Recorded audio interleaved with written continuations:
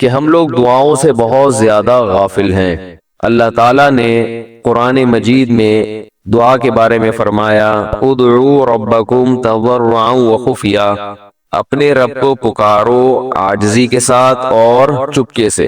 جیسے اللہ نے نماز کا حکم دیا، اللہ نے زکوٰۃ کا حکم دیا، بالکل اسی طرح سے اللہ نے مانگنے کا حکم بھی دیا ہے کہ ہم کس سے مانگیں؟ اللہ سے مانگیں، اور مانگیں یعنی اللہ کے علاوہ کسی اور سے نہیں مانگیں، اور اللہ سے بھی باقاعدہ مانگیں، مانگنے کا عمل جاری رکھیں۔ آج جہاں باقی عبادتوں میں سستی ہو رہی ہے، دعاؤں میں بھی لوگ پیچھے چلے جا رہے ہیں، مانگتے ہی نہیں ہیں، اور مانگتے ہیں تو پتہ نہیں کس اسٹائل سے مانگتے ہیں، توجہ نہیں ہوتی۔ اجتماعی دعاؤں پر زیادہ زور ہے، انفرادی پر زور نہیں۔ کہیں مجمع دعا مانگ رہا ہوتا تو ہاتھ اٹھا کے آمین آمین شروع کر دیں گے، بس ٹھیک ہے وہ بھی جائز ہے، لیکن دعا میں جو اصل ہے وہ انفرادی ہے۔ دیکھیں جب آپ کسی سے اپنی حاجت پوری کرنے کے لیے کچھ مانگنے کے لیے جاتے ہیں تو اکثر آپ کی کوشش ہوتی ہے کہ اس سے اکیلے میں ملو۔ اکثر کوشش کیا ہوتی ہے؟ سب کے سامنے نہیں، بلکہ آپ اس کو لیں گے بھائی تھوڑی دیر کے لیے ذرا مفتی صاحب آپ سے کام ہے، ایسا ہی ہوتا ہے نا، ذرا چھاؤں میں آ جائیں تھوڑی دیر کے لیے، لوگ کہتے ہیں نا مفتی صاحب کہہ رہے ہیں بھائی یہیں پوچھ رہے، کہہ رہے ہیں ذرا سائڈ پہ آ جائیں، تو سائڈ پہ جانے کے بعد پھر آپ کہتے ہیں یہ مسئلہ ہے، فلانا مسئلہ ہے، ڈمکانا مسئلہ ہے۔ تو سائڈ پہ لے جانے سے بعض دفعہ یہ بھی ہوتا ہے کہ سب کے سامنے آدمی اپنی بات نہیں لانا چاہ رہا ہوتا، اور بعض دفعہ یہ بھی ہوتا ہے کہ میں اپنی بات توجہ کے ساتھ سنا سکوں۔ تو دعا میں انسان، اللہ تو سب کی بات سنتا ہے، مجمع میں بھی اور تنہائی میں بھی، لیکن آپ دعا مانگنے میں جو آپ کی طبیعت لگے گی، توجہ سے مانگو گے، وہ تنہائی میں زیادہ شوق سے، زیادہ رغبت سے مانگ سکتے ہو۔ اجتماع میں ایسی رغبت اور ایسی شوق سے انسان دعا نہیں مانگ سکتا۔ تو انفرادی دعائیں ہی ختم ہوتی جا رہی ہیں۔ قرآن مجید میں اللہ تعالیٰ نے رمضان کی جو آیتیں ہیں ان آیتوں کے بعد ذکر کیا وَإِذَا سَأَلَكَ عِبَادِي عَنِّي فَإِنِّي قَرِيب، اے نبی ان سے کہہ دیجئے کہ جب یہ مجھ سے میرے بارے میں پوچھیں تو آپ ان کو بتا دیں کہ میں بہت قریب ہوں تمہارے۔ اجیب دعوت الداعی اذا دعان، جب کوئی پکارنے والا، دعا مانگنے والا مجھ سے دعا مانگے گا تو میں اس کی پکار کا جواب بولے بھائی اس پکار کا جواب دوں گا۔ پکار کا جواب دینے کا مطلب کیا ہوتا ہے؟ قبول کروں گا اس کی دعا۔ جواب کا یہ مطلب نہیں کہ اچھا میں نے سن لیا ہے، چلو ایک جواب تو یہ بھی ہوتا ہے نا، اچھا آپ چپ ہو جا، ہم کسی کو پکار رہے ہوں گے کہتے ہیں اچھا بھائی ٹھیک ہے پتہ چل گیا، اب چپ کر کے بیٹھ جاؤ آرام سے۔ تو اللہ تعالیٰ جب جواب دیتے ہیں تو کیا مطلب ہوتا ہے کہ اللہ تعالیٰ وہ دعا قبول کر رہے ہیں۔ ہم دعا کثرت سے مانگتے کیوں نہیں ہیں؟ اس کی وجہ یہ ہے کہ ہمارے ذہن میں ایک چیز شیطان نے بٹھا دی ہے کہ مانگو تب بھی ویسے کے ویسے ہی ہے، نہیں مانگو تب بھی ویسے کے ویسے۔ وہ فلاں آدمی تو نہیں مانگتا، وہ تو پھر بھی اس کی تنخواہ اچھی مل رہی ہے، اور میں تو کئی سالوں سے دعائیں مانگ رہا ہوں، اے اللہ میری تنخواہ ڈبل نہیں کر سکتا تو کم از کم 50% ہی بڑھا دے، تو میں تو وہیں کا وہیں ہوں، میری تنخواہ میں تو کوئی اضافہ ہو نہیں رہا۔ تو ہم تو دیکھتے ہیں کہ ادھر دعا مانگو کچھ بھی نہیں ہو، سوائے ثواب کے کچھ بھی نہیں ملتا۔ یہ وہ چیز ہے جو انسان کو دعاؤں سے روکتی ہے۔ حالانکہ ہم پیغمبروں کی زندگی دیکھتے ہیں تو بات بات پر دعائیں مانگتے تھے، بہت کثرت سے، بہت زیادہ۔ نوح علیہ السلام، اچھا اللہ نے ان کی دعاؤں کو قرآن میں ذکر بھی کیا ہے۔ مناجات مقبولہ ایک دعاؤں کی کتاب ہے۔ حضرت مولانا اشرف علی تھانوی رحمہ اللہ تعالی نے قرآن اور حدیث کی دعاؤں کو ایک چھوٹی سی کتاب میں جمع کر کے ایک ہفتے پہ ڈیوائیڈ کر دیا ہے اس کو، کہ آپ روزانہ ان میں سے ایک حصہ پڑھیں گے تو پورا ہفتے میں وہ تقریباً تمام دعائیں کور ہو جائیں گی جو قرآن و سنت میں بیان کی گئی ہیں۔ وہ کتاب ضرور خریدیں، رکھیں اپنے پاس، مناجات مقبولہ کے نام سے۔ تو ہم دعا کیوں نہیں مانگتے؟ مسئلہ ہمارے ساتھ یہ ہے کہ ہم کہتے ہیں کہ جو مانگتا ہے وہ بھی وہیں کا وہیں، اور جو نہیں مانگتا ہے وہ بھی کوئی سرخاب کے پر تو لگ نہیں جاتے کوئی مانگ رہا ہو تو۔ یہ وہ مسئلہ ہے جس کی وجہ سے لوگ دعائیں مانگنے میں بخل سے کام لیتے ہیں، جبکہ پیغمبر کثرت سے دعائیں مانگا کرتے تھے، بہت زیادہ۔ جو پچھلی آسمانی کتابیں ہیں ان میں لکھا ہوا ہے کہ یعقوب علیہ السلام اتنی کثرت سے دعائیں مانگا کرتے تھے کہ سجدے میں جا کے کہ ان کے یہ جو گھٹنے ہیں اور سر میں سخت نشان بن چکے تھے، وہ جگہ زمین پہ لگ کے سخت ہو جاتی ہے نا، تو اتنی کثرت سے دعائیں، اتنی کثرت سے دعائیں۔ ہم نے جن بزرگوں کے ساتھ ٹوٹا پھوٹا وقت گزارا ان کو دیکھا کہ وہ دعا بہت لمبی لمبی دعائیں مانگا کرتے تھے، بہت لمبی۔ ہمارے شیخ کے سامنے جب کوئی آیا کرتا تھا دعا کے لیے کہتا تو ہاتھ اٹھائے بغیر ویسے ہی اس کو ایک دعا کا جملہ کہہ دیا کرتے تھے۔ تو اسی نے کہا کہ آپ ہاتھ اٹھا کے اس کے لیے دعا کیوں نہیں مانگتے؟ تو فرماتے تھے کہ جب میں ایک دفعہ ہاتھ اٹھا لیتا ہوں تو پھر اتنی آرام سے نیچے گراتا نہیں، کیونکہ پھر اللہ کے دربار میں اب ہاتھ اٹھا لیے تو پھر تو ایسا ان کا دل لگتا تھا، مانگتے چلے جاتے تھے، مانگتے چلے جاتے تھے۔ تو بات یہ ہے کہ جب یہ یقین پیدا ہو جائے کہ جس خالق نے ہمیں پیدا کیا ہے اور جس نے ہمیں مانگنے کا حکم دیا ہے، اس کے سامنے جب ہاتھ اٹھا کے گڑ گڑائیں گے تو وہ تھوڑا نہیں دیکھ، وہ دعا لازمی قبول کرے گا، اور وہ لازمی ہماری مانگی ہوئی چیزیں ہمیں عطا کرے گا۔ یہ جذبہ اور یہ نیت جب انسان میں پیدا ہو جائے تو پھر اس کا دعاؤں میں دل لگتا ہے۔ کیسے نہیں لگے گا؟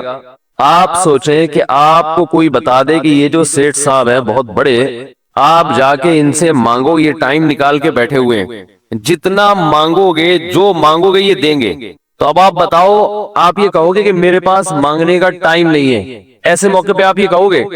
آپ جائیں گے اور بسم اللہ کر کے شروع ہو جائیں گے۔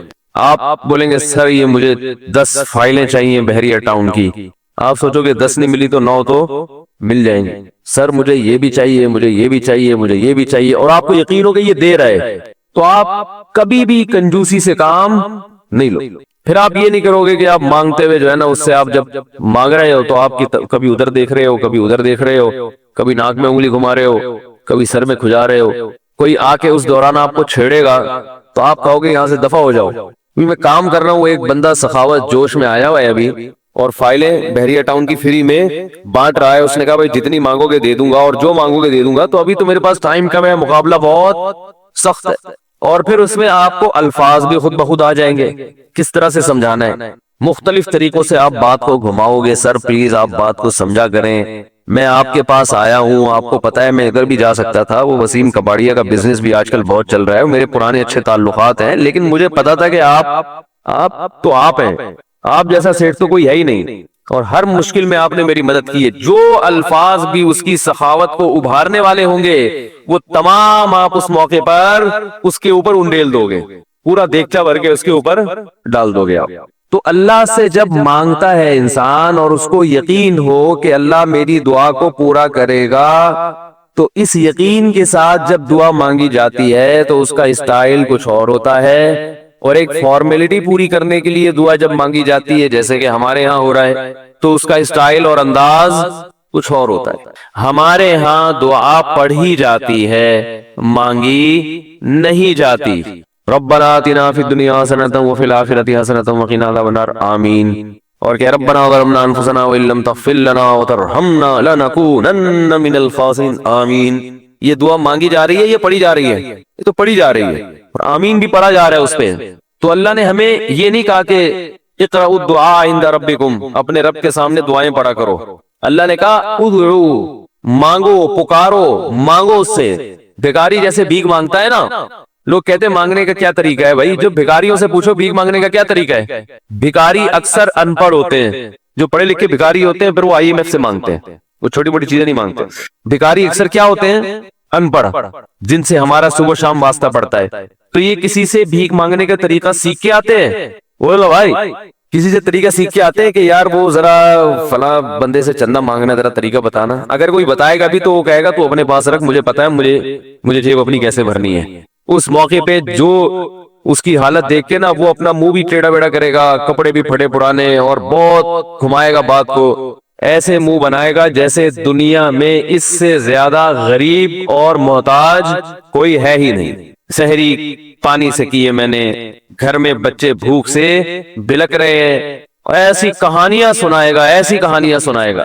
تو یہی حال انسان کا ہے جب اسے پتا ہو کہ میرا رب جو مانگوں گا وہ دے گا مجھے، تو پھر اس کے بھیک مانگنے کا انداز اور جو دعا مانگنے کا اسٹائل ہے وہ خود بخود فطرت اسے سکھا دیتی ہے، خود بخود اس کے اندر الفاظ آنا شروع ہو جاتے ہیں کہ ایسے مانگنا چاہیے۔ لیکن پرابلم یہ ہے، مسئلہ یہ ہے کہ دل میں یہ بات بیٹھ چکی ہے کہ قبول نہیں ہو رہی۔ عجیب حدیث ہے، رسول اللہ صلی اللہ علیہ وسلم نے ارشاد فرمایا کہ اللہ بندے کی دعا قبول کرتے رہتے ہیں، وہ مانگتا رہتا ہے قبول ہوتی رہتی ہے، وہ مانگتا رہتا ہے قبول ہوتی رہتی ہے، یہاں تک کہ ایک وقت ایسا آتا ہے کہ بندہ یہ کہتا ہے کہ میں مانگ رہا ہوں قبول تو ہو نہیں رہی، تو جب یہ کہتا ہے تو اس وقت قبول کرنا بند کر دیتے ہیں اللہ تعالیٰ۔ اللہ کہتے ہیں کہ اگر تو یہ سمجھ رہا ہے کہ قبول نہیں ہو رہی تو اب نہیں ہوگی۔ اب عجیب بات ہے یا نہیں یہ حدیث؟ بھائی وہ بندہ کئی سال سے دعائیں مانگ رہا تھا اور پھر آخر میں آ کے کہتا ہے کہ قبول تو ہو نہیں رہی، تو ظاہر ہے کچھ نہیں ہو رہی ہوگی، تبھی تو کہہ رہا ہے نا۔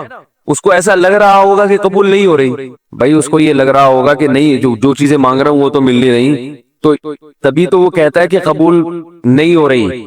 تو سوال پیدا ہوتا ہے پھر اللہ قبول کرنا بند کیوں کر دیتے ہیں؟ اللہ تعالیٰ جب دعائیں قبول کرتے ہیں تو اس کا انداز وہ نہیں ہوتا جیسے ایک عام انسان جب کسی کو بھیک دیتا ہے۔ ایک عام فقیر جب آپ کے پاس آئے گا، آپ سے بھیک مانگے گا، 100 روپے دے دو، 20 روپے دے دو، آپ اٹھا کے 100 نہیں تو 10-20 تو پکڑا دیتے ہیں اس کو، تو وہ یہ سمجھتا ہے کہ میری دعا کیا ہو گئی؟ قبول۔ لیکن اللہ تعالیٰ اس طرح دعا نہیں قبول کرتے۔ اگر اللہ اس طرح سے دعائیں قبول کرنا شروع کر دے تو پھر یہ معاملہ غیب کا نہیں رہے گا۔ ادھر آپ نے دعا مانگی، اے اللہ میرے کاروبار کو بڑھا دے، لیلۃ القدر میں رو کے دعا مانگی، اور صبح صادق کے وقت آپ کا فون آیا کہ آپ کا کنٹینر کسٹم والوں کے شر سے محفوظ ہو گیا ہے، سمجھ میں پاس ہو گیا وہ، اور آپ کی چیز ڈبل قیمت پہ بک گئی ہے۔ پھر آپ نے دعا مانگی، اے اللہ تیری رحمت اس وقت جوش میں آئی ہوئی ہے، تو ایسا کر میرا بچہ بھی پاس ہو جائے، اس کے نمبر اچھے آ جائیں۔ ادھر فون آیا کہ آپ کا بچہ پہلی پوزیشن سے کامیاب ہو گیا۔ پھر آپ نے کہا آج اللہ کی رحمت بہت جوش میں آئی ہوئی ہے، اے اللہ میری بیوی بھی ٹھیک ہو جائے، تو بیگم صاحبہ کا فوراً فون آ گیا کہ میں ٹھیک ہو گئی ہوں، ہے بھائی میں ٹھیک ہو گئی۔ اے اللہ ساس صاحبہ بہت دنوں سے آگے بیٹھی ہوئی ہیں، جانے کا نام نہیں لے رہی، فون آ گیا کہ میں چلی گئی ہوں۔ اس طرح سے اگر دعائیں قبول ہونا شروع ہو جائیں تو میرے بھائی پھر یہ سارے کافر، یہ سارے لبرل لوگ جو اللہ کو مانتے ہی نہیں ہیں، یہ دنیا کا ہر کام چھوڑ کے مصلی بچھا لیں گے اور دعاؤں کو فوکس کرنا شروع کر دیں گے۔ دعا قبول ہوتی ہے مگر اس شخص کی جو اللہ پر غیب پر ایمان رکھتا ہے، جسے دعا قبول ہوتی ہوئی نظر نہیں آتی مگر وہ یقین کرتا ہے کہ دعا قبول ہو رہی ہے، صرف اس شخص کی دعا قبول ہوتی ہے، اس کے علاوہ کسی کی قبول نہیں ہوتی۔ بہت مشکل ہے بھائی سمجھانا۔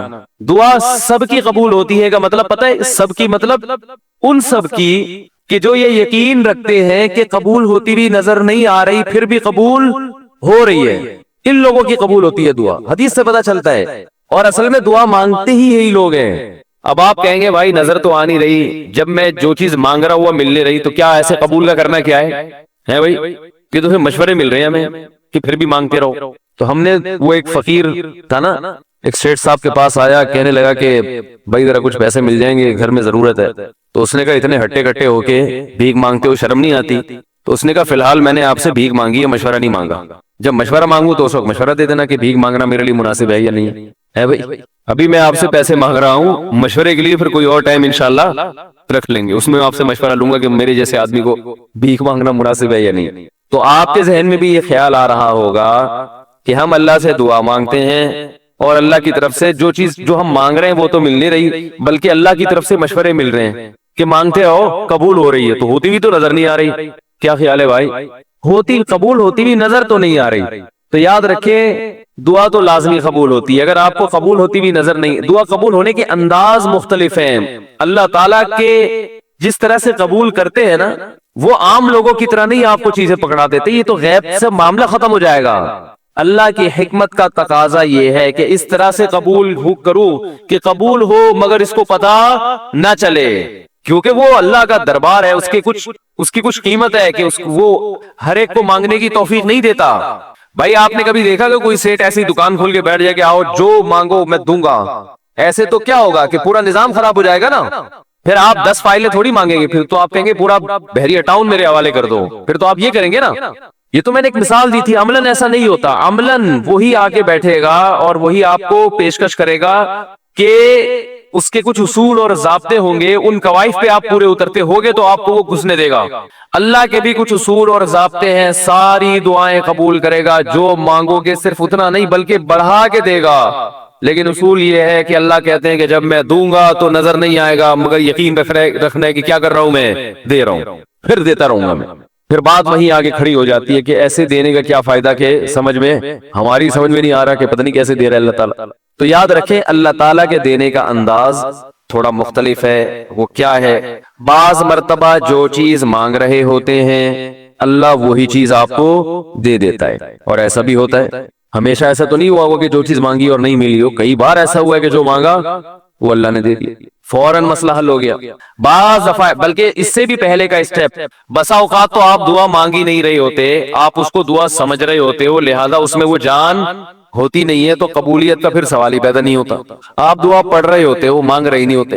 تو اللہ نے تو دعائیں قبول کرنے کا کہا ہے، دعائیں پڑھنے پر کہا ہو، وعدہ کیا ہو، ایسا ہمارے علم میں کوئی حدیث نہیں ہے. دیکھیں یونس علیہ السلام جب مچھلی کے پیٹ میں تھے تو یونس علیہ السلام کو اپنی خطا کا احساس ہوا کہ میں اللہ کی پرمیشن کے بغیر اپنی قوم کو چھوڑ کے آ گیا ہوں.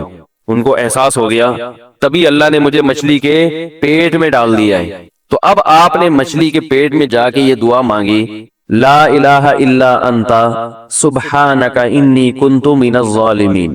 اے اللہ تیرے سوا کوئی عبادت کے لائق نہیں ہے، سبحانکا تو ہر عیب سے پاک ہے. تو نے جو مجھے مچھلی کے پیٹ میں ڈال دیا تو یہ تیری غلطی نہیں ہے، تو ہر عیب سے پاک ہے. انی کنت من الظالمین، میں ہوں ظلم کرنے والا اپنی جان پہ، مجھ سے غلطی ہوئی ہے. اللہ تعالیٰ کو آپ کا یہ مانگنا اتنا پسند آیا کہ مچھلی کو حکم دیا کہ ان کو ساحل پر اگل دو. اور نہ صرف یہ کہ مچھلی نے آپ کو ساحل پہ ڈالا، وہ انبتنا علیہ شجرۃ من یقطین، یقطین کوئی درخت تھا وہ بھی اللہ نے اگا دیا دھوپ سے بچانے کے لیے. لیکن جب مصیبتوں میں ہم یہ کلمہ پڑھتے ہیں لا الہ الا انت سبحانک انی کنت من الظالمین، تو ہم یوسف علیہ السلام والے جذبے سے یہ کلمے میں جو الفاظ ہیں وہ مانگتے نہیں ہیں، بلکہ ہم یہ کلمہ پڑھتے ہیں. سمجھ رہے؟ پڑھنے کی بھی برکتیں ہوتی ہیں، میں اس کا منکر نہیں ہوں، لیکن ہمارے جو ورڈنگ ہوتی ہے نا وہ مانگنے کا اسٹائل نہیں ہوتا. ہم چھوٹے بچے تھے تو مسجد میں آیت کریمہ کا ورد ہوا کرتا تھا کہ بھائی حالات خراب ہیں آج کل، امام صاحب اسپیکر پہ اعلان کر کے بلاتے تھے آ جاؤ بھائی آیت کریمہ کا ورد ہوگا، لا الہ الا انت سبحانک انی کنت من الظالمین، 5 لاکھ دفعہ پڑھا جائے گا. تو ہم مسجد میں آتے، وہ مسجد میں دانے رکھ، ہم تو آتے تھے، اس کے بعد جلیبیاں بھی ملتی تھیں، بڑی گرم گرم ٹائٹ جلیبیاں ہوتی تھی. اب تک وہ مزہ نہیں آیا جلیبی میں. تو وہ جلیبیاں بھی ہوتی تھی، اوپر دانے رکھے ہوئے ہوتے تھے، وہ 5 لاکھ دانے ہوتے تھے، ختم کرنے ہوتے تھے. تو پھر ہم کیا کرتے، لا الہ الا انت سبحانک انی کنت من الظالمین، لا الہ الا انت سبحانک. اس میں فراڈ نہیں کرتے تھے، پڑھتے پورا تھا الحمدللہ. بعض لوگ تو کیا کرتے تھے، ایک مٹھی لی لا الہ الا انت سبحانک انی کنت من الظالمین، پھونک مارا اور سائڈ پہ رکھ دیا. وہ یہ ڈرامے بھی ہوتے تھے لیکن ہم پورا ہی پڑھتے تھے. لیکن اس میں مانگنے کا انداز تو نہیں ہوتا تھا، لا الہ الا انت سبحانک انی. پھر اس میں بچے تھے، شرارت بھی شروع ہو جاتی تھی. پھر دیکھ رہے ہیں کوئی ادھر دیکھ رہا ہے تو ایک دانہ اٹھایا، لا الہ الا انت سبحانک انی کنت من الظالمین، یوں کر کے اس کی ناک پہ مارا ہے. کوئی ادھر دیکھ رہا ہے تو اس کی جیب میں ڈال دیا.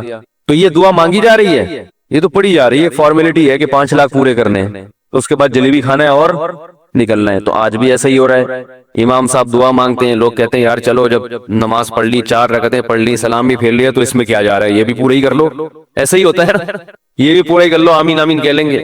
امام صاحب ڈرائیور ہیں، ہم پیچھے مقتدی ہیں، تو جہاں اتاریں گے وہیں اتریں گے ہم لوگ، پہلے تو نہیں اتر سکتے. تو یہ ایک لوگوں کے ذہن میں تصور ہے. نبی صلی اللہ علیہ وسلم نے فرمایا اللہ ظاہر قلب کے ساتھ دعا کی طرف توجہ نہیں دیتے. ظاہر قلب کا مطلب آپ کا دل حاضر نہیں ہو، کچھ اور سوچ رہے ہو، اور ادھر سے آپ نے ویسے ہی ایک فارمیلٹی پوری کرنے کے لیے.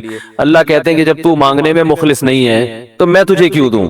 تو مانگنے میں ہی مخلص نہیں ہے. تو بعض دفعہ بلکہ اکثر ایسا ہوتا ہے کہ ہماری دعا میں جان ہی نہیں ہوتی. آدم علیہ السلام کو جب جنت سے نکالا گیا تو پریشان تھے، بے چین تھے، مضطرب سے میں کیا کروں کہ اللہ مجھ سے خوش ہو جائے. اس بے چینی میں الفاظ نہیں آ رہے سمجھ میں. فَتَلَقَّى آدَمُ مِن رَبِّهِ كَلِمَاتٍ، اللہ فرماتے ہیں اللہ نے آدم کے دل میں کلمات ڈال دیے ان کی بے چینی کو دیکھ کر کے اس طرح سے مجھے مانگو. جب انسان اخلاص کے ساتھ دعا مانگتا ہے تو الفاظ کا القاء کہاں سے ہوتا ہے؟ اللہ کی طرف سے وہ القاء ہونا شروع ہوتا ہے. اللہ کہتے ہیں اس طرح سے مانگ. حضرت حکیم اختر صاحب رحمہ اللہ تعالیٰ نے ایک واقعہ بیان کیا. فرمایا کہ ایک شخص نے حرم میں، انہوں نے دیکھا یا کسی اور بزرگ نے دیکھا کہ حرم میں ایک شخص اللہ سے دعا مانگ رہا ہے گناہوں کی معافی کے لیے، اور اللہ سے کہہ رہا ہے کہ اے اللہ अगर तू मेरे गुनाह माफ कर देगा तो तू भी खुश होगा और तेरे हबीब मोहम्मद सल्लल्लाहु अलैहि वसल्लम भी खुश होंगे कि एक आदमी की बख्शिश हो रही है, और तेरा ये बंदा भी खुश हो जाएगा।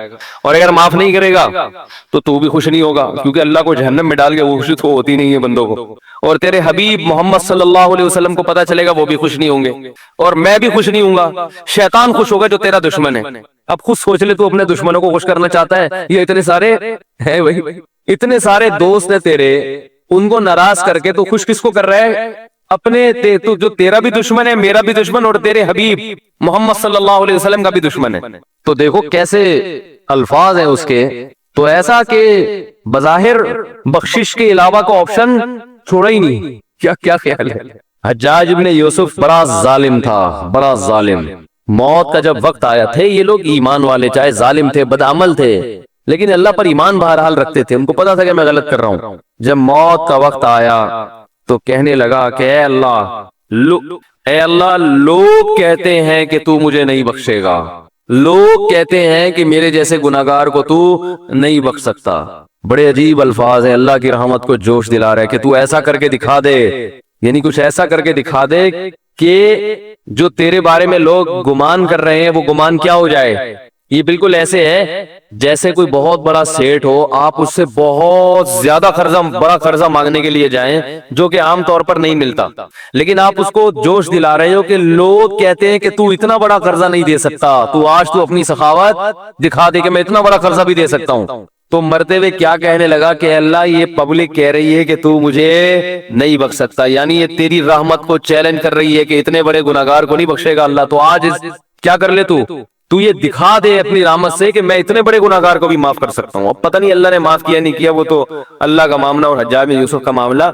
लेकिन उलमा कहते हैं उसने अल्फाज बड़े डेंजरस कहे हैं मरते वक्त। डेंजरस का मतलब यानी दूसरे माना में ऐसे है कि इसने अल्लाह की अर्श को हिला दिया होगा। अल्लाह को मांगना इतना पसंद है। पहली बात तो ये जहन में रखें कि इससे बड़ी कोई इबादत नहीं है दुआ से, और दुआ से मुश्किल कोई इबादत नहीं है। नमाज पढ़ना आसान है, ज़कात देना आसान है, रोजा रखना भी आसान। सबसे मुश्किल काम क्या है? दुआ मांगना। इसी वजह से हमने जिन लोगों को देखा कि वो वाकई दीनदार हैं, अल्लाह वाले हैं, हमने सिर्फ उन्हीं को दुआएं मांगते हुए देखा है। आम लोगों को हमने दुआओं को इतना फोकस करते हुए नहीं देखा। वो दूसरी चीजों को ज्यादा फोकस करते हैं, दुआओं पे ज्यादा जोर नहीं होता उनका। वजीफों पे तो होगा सुबह शाम, ये वाला इतनी दफा, वो वाला इतनी दफा, वो भाग गई वापस आ जाए उसके लिए इतनी दफा, वो जा नहीं रही उसके लिए इतनी दफा, ये वजीफों पे तो होगा जोर। ऐसे होता है ना, हाथ उठा के अल्लाह से गिड़गिड़ा के मांगा जाए, ये चीजें कम। मैं जब हज पे गया तो अपने शेख मुर्शिद के साथ था। पहले ही हमने उनको देखा था बहुत ज्यादा दुआएं मांगते हैं, वो बहुत ज्यादा उनको दुआओं में दिल लगता है, बहुत दुआएं मांगते हैं। तो मुझे किसी ने बताया कि ये जब बैतुल्लाह को देखते हैं तो इतनी लंबी दुआ मांगते हैं खड़े खड़े कि तुम इनके साथ ठहर नहीं सकते। मैंने कहा क्यों नहीं ठहर सकते, हम जवान हैं, उनकी उम्र ज्यादा हो गई और उनको कुछ बीमारियां भी हैं। तो मैंने कहा हो जाए मुकाबला फिर, ठीक है, देखते हैं कौन ज्यादा लंबा ठहर लेता है। तो जब बैतुल्लाह पहुंचे, उनकी नजर बैतुल्लाह पे पड़ी, जरा करीब गए। ये जो कहते हैं ना बैतुल्लाह पे नजर पड़ते ही वहीं ठहर जाओ, शुरू हो जाओ, ऐसा नहीं है। बैतुल्लाह पे अगर नजर पड़ी है आपकी तो कोई बात नहीं, और करीब चले जाएं। कोई दूसरा अमल करने से पहले दुआ मांगे। पहली नजर का मतलब ये होता है कि जब नजर पड़ी है तो अब तवाफ शुरू करने से पहले या कोई दूसरा अमल करने से पहले आप जाके दुआ मांगे, तो वो दूर से नहीं बल्कि जितना करीब जाके मांगे उतना ज्यादा अच्छा। लोग क्या करते हैं, यूं मुंह नीचे करके जा रहे होते हैं कि पहली नजर पड़ गई तो फिर दुआ का मौका निकल जाएगा, तो यूं तो टकरा भी जाते हैं। कुछ नहीं होता, नजर पड़ जाए तो और थोड़ा करीब जाए, करीब जाके दुआ मांगे। तो उनको हमने देखा कि उन्होंने दुआ मांगना शुरू की, मैं भी खड़ा हो गया साथ में, हमने कहा चलो हम भी मांगते हैं। तो वो इतनी देर तक हालांकि कमर में भी तकलीफ, बीमारियां भी हैं, शुगर भी है, तो बिल आखिर मैंने हथियार डाल